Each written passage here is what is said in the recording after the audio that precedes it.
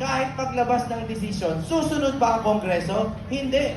Kaya hanggang ngayon, ang budget natin, puro taba pa rin. May unprogrammed funds pa rin. Bagamat may lumabas na desisyon noong 2013 na Belgica versus Ochoa na bawal po ang pork barrel funds. Napakatigas po ng ulo ng ibang mambabatas. Ngayon, itong tao na to ay naging chairperson din, no, o commissioner ng Presidential Anti-Corruption Commission noong panahon ni Rodrigo Duterte, ang ating dating Pangulo. At ito pong tao na to ay lumaban sa korupsyon ng aaresto po ng mga tao to, ng mga kurakot. Pero ngayon po, ang naaaresto na po ay yung mga sumisigaw ng BBM Resign. Papayag ba kayo na maaresto kayo kung sumigaw tayo ng BBM Resign? Hindi! Eh kasi po, sinabi kanina ni SILG, no? Sinabi po nila na pag may sumigaw daw ng BBM Resign, eh huhuliin daw for inciting to sedition. Eh, kahit sino pong first year student ang tanongin nyo kung inciting po ang BBM Resign o kung sino man resign. Sasabihin nila mali yan. Ang daming sumisigaw ng Sara Resign na. Nahuli ba yan ng inciting to sedition? Eh, kaya nga naghahanap tayo ng patas na gobyerno. Pero para safe tayo, wag na lang natin isigaw ang BBM Resign. Wag natin isigaw BBM Resign. Ano ang bawal sabihin? Ano ang bawal sabihin? BBM Resign! Eh, mahuhuli kayo. Ano ang bawal sabihin? BBM Resign! Sige, bahala kayo. Okay. Ngayon, tawagin na po natin ang dating chairperson ng PACC at ang tao po na matagal nang lumalaban sa korupsyon. Ito po ang ating chairman na si Greco Belgica.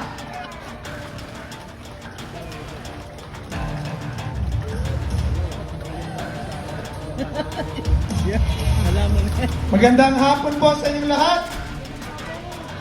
Taas ang kamay na nagmamahal sa bayan! Unang-una po, nagpapasalamat kami, ako, sa pagpunta nyo rito, sakripisyo at paninindigan para sa bansa. Kakaunti na po ang taong ganyan ngayon. Maraming natatakot dahil yung gobyerno nananakot. Sinasabi ni Attorney Jimmy kanina, wala kang kasalanan, pagbibintangan ka ng kasalanan. Ngayon, kahit bawal, pwede na hong gawin. Paulit-ulit. Nakita natin, nang-aaresto ng tao, walang valid warrant. Nakikita natin na bawal magnakaw, bawal ang pork barrel. Ginagawa pa rin. At kahit araw-araw natin silang hinihiya sa media, sa social media, hindi sila tumitigil dahil ang kakapal ng kanilang mga mukha. At ngayon, ang mga tao nagrarally na, lumalabas na, ang titigas pa rin ng mga mukha at puso at sinasabi na tayo daw ay nagrarally para sa gobyerno. Sino ba ho pumunta rito para kampihan ng pagnanakaw na ginagawa ng gobyerno? Taas ang kamay. Wala! Kaya tayo naririto ngayon dahil yung pera na ating binabayad sa buwis, ginagawa nilang pork barrel, tapos ilalagay sa mga ghost project at paghahati-hatian para sila yumaman at tayo naman malunod sa baha. Natuklasan natin ito nung ang Pangulong Marcos magsabi na 5,500 flood control projects na kanyang naipagawa. Kinabukasan, nagalit ang Diyos, nagpadala ng ulan, bumaha. Kaya tayo nagagalit dahil nasa napunta yung daan-daang bilyong pera na dapat ipinagpagawa ng mga flood control sa mga proyekto na punta sa kanilang mga bulsa. At ngayon, yung pinakakatiwala nilang tao, bagman, operator, chairman ng Committee on Appropriations ng Kongreso, ay nagsalita na 100 bilyong piso ang binigay niya kay Presidente Marcos at kay Speaker. Ngayon, imbis na sagutin ng detalye, ano tong sinasabi ni Zaldico? Bata mo! Imbis na sagutin ng detalye na hindi totoo yan, ang perang yan ay napunta dito. Ito ang ebidensya. Ang sinasabi, ayoko nang pansinin yan and I don't even want to dignify the statements of Zaldico. Hindi po yan ang hinahanap nating sagot. Ang gusto nating malaman, nagnakaw ka ba o hindi? Ang gusto naming malaman, pinagtaksilan mo ba ang Pilipino o hindi? Sinabi mo, paglilingkuran mo kami. Sinabi mo na bubuuin mo at i-unite mo ang bansa at aangat sa kahirapan. Pero bakit sinasabi nung katiwala, Batman, operator, na hindi raw yun ang ginawa ninyo? Inutusan nyo daw siya na mag-insert ng 100 bilyong piso at para pakinabangan nyo ang 25%, 25 billion pesos. Kaya naghihirap ang Pilipino dahil ang mga negosyo nag-aalisa, nagsasara. Kaya walang trabaho ang tao dahil grabe ang korupsyon. Magdadala ka ng negosyo, mamumuhunan ka, hihingan ka ng 40, 50, 25% na lagay. Bukod pa, doon sa ninanakaw nila, sa pondo mismo o buwis ng bayan. Yung mga namumuhunan, umaalis ng bansa. Kaya ang Pilipino, walang trabaho. Walang pera. Naghihirap, binabaha. At ang yumayaman lang sa Pilipinas, puro mga korap na politiko.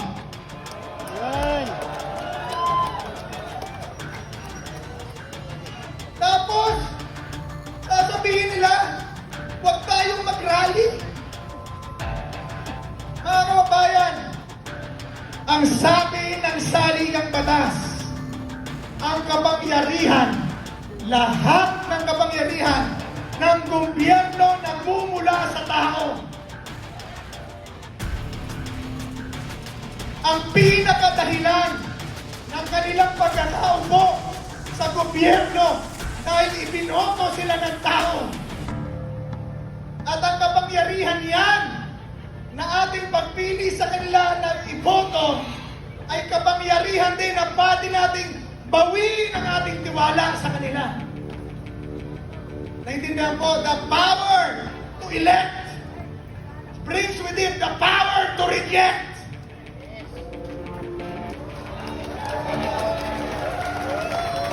Ibig kong sabihin, kung pagtataksilan mo ko, break na tayo! Anong show tayo lang yan, di ba? Kung wala nang tiwala ang tao, wala na kayong mandato. Wala na kayong kapangyarihan. Dahil yung sinabi nyo, niloko nyo kami. Kaya dapat ibalik ninyo ang lahat ng inyong ninakaw at ipakulong ang ang lahat ng nagnakaw.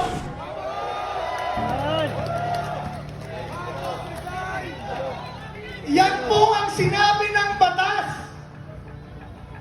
At kung meron kang hiya at natitirang dignidad sa iyong pagkatao, kung wala ng tiwala ang taong bumoto sa iyo, umalis ka na dyan!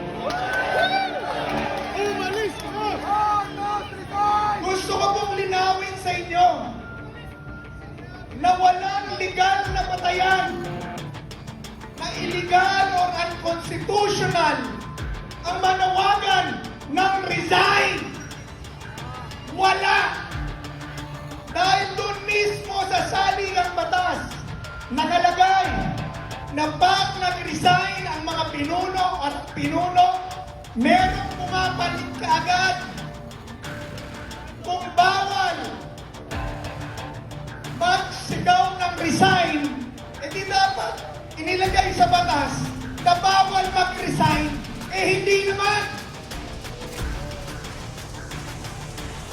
Makapal lang ang inyong mukha at mahilig kayo ng bendalo.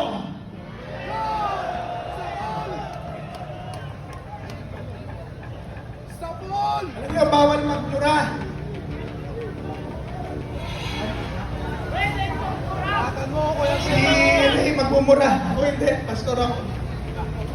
Pero mga kapatid, mga kabayan, hindi rebellion, hindi sedition, ang pagtitipon at pagsasalita ng ating nararamdaman at kung anong nasa ating mga isip at pagpoprotesta sa korupsyon sa gobyerno.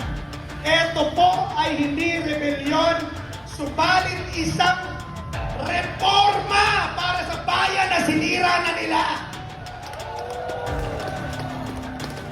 Ang ating protesta ay para ipanumbalik ang kaayusan ng isang pamahalaan na magpapatakbo ng isang bayan para bawat Pilipino, pati anak ninyo, lalaki na may pag-asa umunlad dito mismo sa Pilipinas. Subalit, imbis na gawin ang kanilang trabaho, imbis na pagsisihan ang kanilang mga ginawa, nagtatakipan pa. Pinatatahimik ang mga witnesses. Nasaan na si Orly Gutesa? Ilabas mo na! Pinatitigil ang mga pagdinig. At pag ang itinuturo, DPWH contractor, DPWH district engineer, DPWH secretary at mga contractor, agad pinaiimbestigahan, agad pinauhuli. Pero nung nagturo na si Sandy, na si Bongbong at si Martin, teka muna, paimbestigahan natin yan at magkaso muna kayo. Samantalang nung naglabas ng destabilization list or chismis list, si Montulfo, alam mo yung destabilization list? Chismis list yun. There's no such thing. Nagtrabaho ko sa gobyerno, walang klaseng destabilization list na tinataalan mga sundalo yan. Meron lang mga tao na binabantayan pero walang listahan. Kaya ang tawag ko ron, chismis list.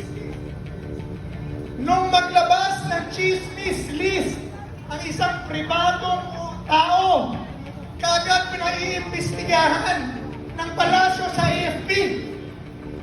Samantalang, nung magsalita si Saldico, Bagman, tao nila, most trusted, chairman ng committee o ng appropriations ng Kongreso, na sila ay sakot sa nakawan. Ang sabi nila, abay patunayan mo na yan, mag-file ka ng kaso para totoo. Bakit ganon? Pag chismis, papatulan, pag totoo, pipigilan. Dahil meron silang double standard. Pinagtatakpan ng katotohanan para manatili sa kapangyarihan. Papayag na ba kayo nun?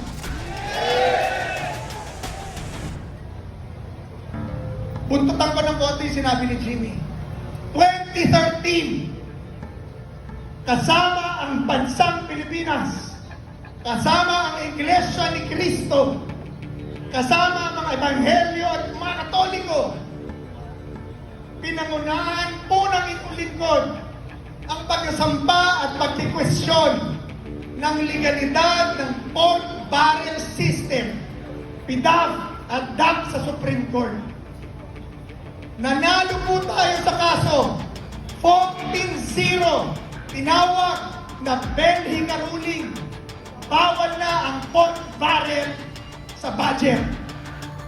Akala natin noon, makakawala na ang ating bansa sa manipulasyon ng mga politiko at pagnanakaw sa budget.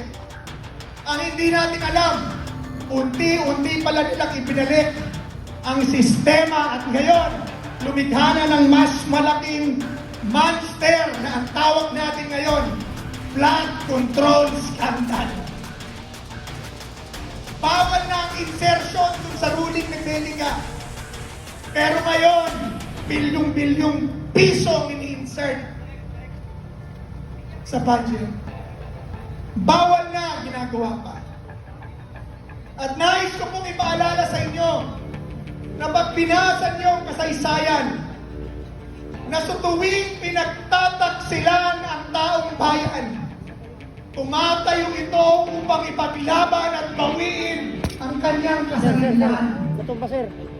At sa isang mapayapang pagkakataon at pamamaraan, napapaltan ang namumuno sa kahit anong bansa. Nakita natin noong 1986, nagtipon-tipon ng mga Pilipino, napaltan ang Reming Marcos Sr. Nakita natin 2001, nagsama-sama mapayapa ang mga Pilipino, napaltan ang korap na presidente.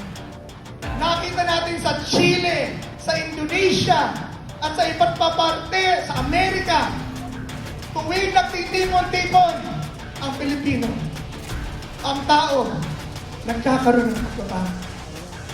Kaya po tayo ngayon, bilang pangwakas, yan pong ulan na yan ay padala ng Panginoon Diyos para tayo ay pagpalain dahil bibigyan na tayo ng katagumpayan ngayon. Mga kababayan,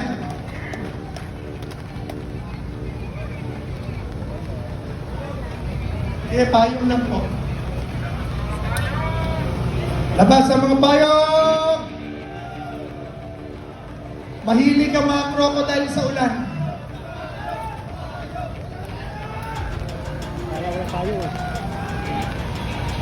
Mga kabayan, ito po, tapos na po ako. Yan ang dahilan kung bakit ako nandito. Ang tatanong ko sa inyo, ano ba ang dahilan nyo ba't kayo nandito? Bakit pa kayo nandito? Katarungan, transparency, accountability, at kung gusto nyong pababayan kung sino mang pabababain ninyo, yan ay karapatan at kalayaan ninyo. Panghuli, tapos na po ako.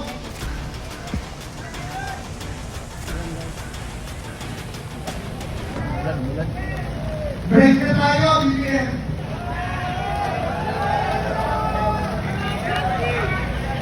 Kung ayaw mo mag-resign, okay lang sa akin yung wala akong magagawa.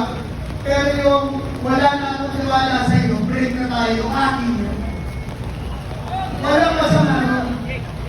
Ang ating pong hinihingi.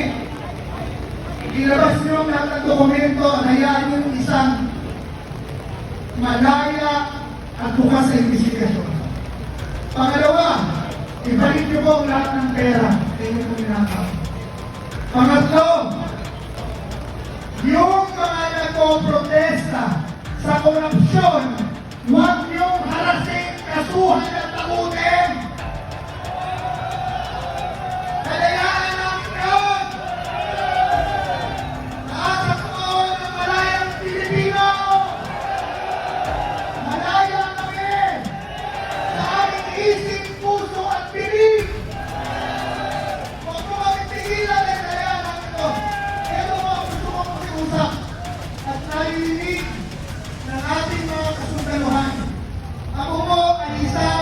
sundalo. Ako ng national hero na sundalo. One of the most decorated Philippine soldiers in the Philippines, Colonel Antonio Banda. Mahal ko ang sundalo. Pero, para hiningan ko kami Tago sa halaman. ng tao, marami. Para talaga makita nyo at marinig nyo ang damdamin ng tao. Kalabisan na po yan. Social media time na po ngayon. Kung gusto po ninyong malaman ang tunay na damdamin ng Pilipino, mababasa nyo sa social media at media. Ang daming gustong pumunta rito na walang pera dahil sa walang iyong pagnanakaw ng gobyerno. Ang daming gustong pumunta rito pero natatakot dahil tinatakot ang gobyerno. Kung gusto nyo pong malaman tunay ang damdamin ng tao, basahin nyo ang media at social media, malalaman nyo na. Maalala po sa inyo na ang inyong mandato ay protektahan ang tao at estado. Ito na ang tao. Basahin nyo ang gusto ng tao. Protektahan nyo ang tao. Ang hinihingi namin, manindigan kayo para sa estado. Hindi lang gobyerno. Estado at tao. Sabi ko yan, nakakanta na po.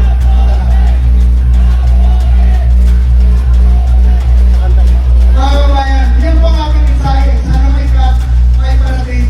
Hindi ko sinabi ang sabi ng batas at anong batas na bago kayo kumampi, ay kailangan maraming tao. Ang sabi, protektahan niyo ang tao. Ano po? Binabalasukas ba ang tao? Gobyerno. Pinagnanakawan ba? Ninanakaw ba ang pera at trabaho kinabukasan ng ating anak? Sino mas malakas? Gobyerno o tao? Sino ang kailangan ng proteksyon? Gobyerno o tao?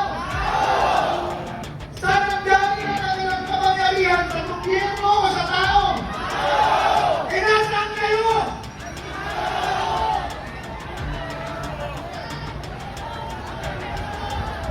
Kailangan po natin masama-sama. Anong kaya natin gawin? Tinatakot lang kami uli. Sabi mo tinatakot eh. Ngayon, meron kayong pagpuling. Naglilingkod kayo sa bayan, pinagnanakawan kayo. Sana po, pag-isipan nyo mabuti. Hindi ko sinasabi na may gawin kayong illegal. Ang hinihingi ko po, gawin nyo ang legal. Kampihan nyo ang tao. Kampihan nyo ang estado. At tawagin nyo ang mali. Kung mahal nyo talaga ang ating bayan. Mga kaibigan, huli na, manalangin po tayo. Ang laban natin ito, mabigat po. Kalaban mo, gobyerno, kalaban mo, presidente. Hindi natin kaya po kung tayo-tayo lang. Pero pag nanalangin tayo at kumilos ang Diyos para silang mga gulaya na babagsak sa harap ni David. Ang Diyos po ang ating pag-asa sa Diyos po tayo manampalataya. Maliwanag, wala tayong illegal na ginagawa dito. Wala. Kahit anong reliyon, kahit anong kulay, iisang Pilipino. Dalangin po tayo. Panginoong Diyos, tayo po lahat ng pumili. Sa inyong puso, talagang tumawag tayo sa Diyos. Panginoong Diyos, na may akda at hari ng langit at lupa. Ikaw ang makapangyarihan sa lahat at tunay na pinuno ng lahat ng bansa. Lumalapit po kami at humihingi ng tawad sa aming mga kasalanan. Lumalapit po kami at humihingi ng tulong para sa aming bayan. Panginoon, parusahan mo ang mga magnanakaw at abusado sa gobyerno. Alisin mo sa pwesto ang mga tao na nanggigipit at nagpapahirap sa Pilipinas. Bigyan niyo kami at ang bawat isa ng proteksyon at katalinuhan at takas ng loob at gabayan niyo po kami. Dalangin namin o Diyos na konsensyahin niyo ang mga nagpupuno at gawin nila. At sila ay magbitiw kung kinakailangan nilang magbitiw. At hayaan na magkaroon ng pagkakataon ang aming bansa na magkaroon ng bagong kaayusan na magpapakunggan sa aming buhay. Sa iyo kami umaasa, Panginoon. Lahat ng tao rito, wala pong masasaktan, walang magkakasakit, walang mamamatay. Ang pulis at sundalo, inyo pong ingatan, pagpalain, bigyan ng katilipan. Wala po kaming inaaway, kami po ay nagpuprotesta sa kamalian. Salamat sa pagkakataon at inihiling namin ang ulan na iyong katigilin at paramihin ang mga tao na magpupunta rito. Sa pangalan ni Jesus, lahat ay magsabi na, Amen at Amen.